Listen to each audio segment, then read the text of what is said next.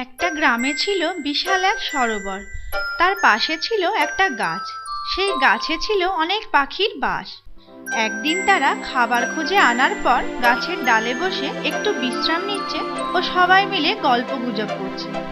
আজ একটু খাবার খোঁজার জন্য কত ঘুরতে হলো বলো? হ্যাঁ, ঠিক বলেছো। কত দূর পর্যন্ত উড়ে যেতে হলো, তবে একটু খাবার জোগাড় করা গেল। তোমরা আজ কোন দিকে গেছিলে গো খাবার খুঁজতে? এই দক্ষিণের দিকের গ্রামে। কোথাও কিছু ছিল না খাবার। গ্রামের লোকগুলো বড় কৃপণ হয়ে গেছে আজকাল, একটু খাবার ফেলে রাখে না বাইরে। ঠিক বলেছো। আগে কত শস্য দানা ফল এদিক ওদিক পড়ে থাকতো, আজকাল কিছুই থাকে না। আবার ফলগুলো পাকার আগেই গাছ থেকে পেড়ে ফেলে। একটু যে গাছ থেকে ফল পেড়ে খাবো তারও উপায় নেই। ঠিক বলেছ টিয়া, আমাদেরও ওই একই অবস্থা। কত খুঁজলে তবে গিয়ে একটু খাবার পাই। এভাবে আর পারা যাচ্ছে না। দিন দিন যা অবস্থা হচ্ছে। পাখিরা গল্পে ব্যস্ত, ঠিক এমন সময় হঠাৎ টিয়া পাখির চোখ যায় নদীর জলে। দেখে একটা পিঁপড়ে জল খেতে এসে হঠাৎ নদীর জলে পড়ে গিয়ে হাবুডুবু খাচ্ছে।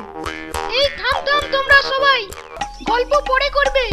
ওই দিকে দেখো একবার নদীর জলে। বাঁচাও বাঁচাও! কেন গো, কি হয়েছে? আরে দেখোই না, ওই পিঁপড়েটা জলে পড়ে গিয়ে হাবুডুবু খাচ্ছে। হ্যাঁ তাই তো, এখন কি হবে?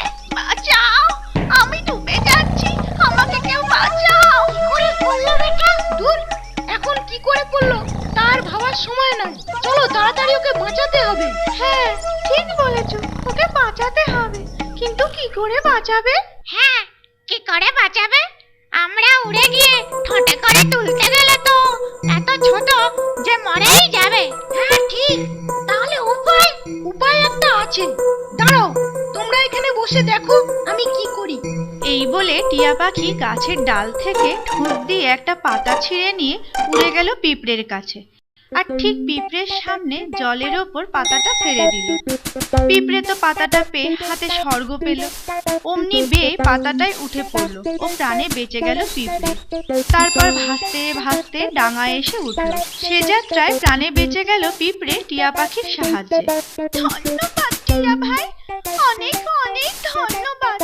ঈশ্বর তোমার মঙ্গল করুন। আরে এ তো আমার কর্তব্য ছিল, তুমি বিপদে পড়েছিলে। এর কিছুদিন পর আবার পাখিরা একদিন তাদের কিচিরমিচিরে ব্যস্ত। এমন সময়, আরে ঘুঘু ভাই, সেদিনের ঘটনাটা বলো। ভাগ্যিস ঠিক সময় দেখেছিলাম, না হলে বেচারা পিঁপড়ে মারাই যেত ডুবে। হ্যাঁ ভাগ্যিস। পাখিরা গল্পে ব্যস্ত, ঠিক এমন সময় দূর থেকে একটা ব্যাঙ তাদের মারার জন্য তাক করে এগোচ্ছে। বাহ, অনেকগুলো পাখি একসঙ্গে ওই গাছটাতে বসে আছে তো। এই সুযোগ, যাই দেখি তো একটাকেও মারা যায় কিনা। ঘটনাটা লক্ষ্য করে পিঁপড়ে, যাকে টিয়া একদিন বাঁচিয়েছিল নিশ্চিত মৃত্যুর হাত থেকে। দাঁড়াও, তোমার অভিসন্ধি আমি বুঝেছি। তুমি ওই পাখিদের মারবে বলে তাক করছো, তা আমি কখনো হতে দেব না।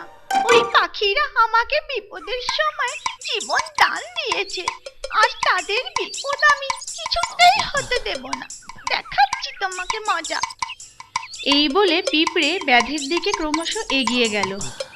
যেই ব্যাধ পাখিদের দিকে তাক করেছে, অমনি পিঁপড়ে মোক্ষম এক কামড় ব্যাধের পায়ে। ওরে বাবারে, ওরে মারে, কি জ্বালা কি জ্বালা, জ্বলে গেল আমার পা। কি কামড়ালে রে বাবা? আর মারবে, এবার বোঝো ঠেলা। ব্যাধের তো পিঁপড়ের কামড়ের ঠেলা সামলাতেই অস্থির ছুটে গেল। ব্যাধের চিৎকার শুনে পাখিরা সব বুঝতে পেরে তাড়াতাড়ি উড়ে পালিয়ে গেল। আর পিঁপড়ে দাঁড়িয়ে দাঁড়িয়ে মজা দেখতে লাগলো ও পাখিদের বাঁচাতে পেরে খুবই আনন্দিত হলো।